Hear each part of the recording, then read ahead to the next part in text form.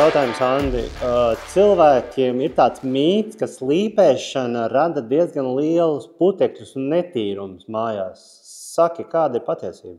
Nav viss tik traki, kā redzi, šeit ir noslīpēts. Te nekas tā speciāli sūkts vai kaut kas tam līdzīgs nav darīts. Mēs varam paņemt piemēru, sienas viegli apput, ja? Bet tas ir normāli.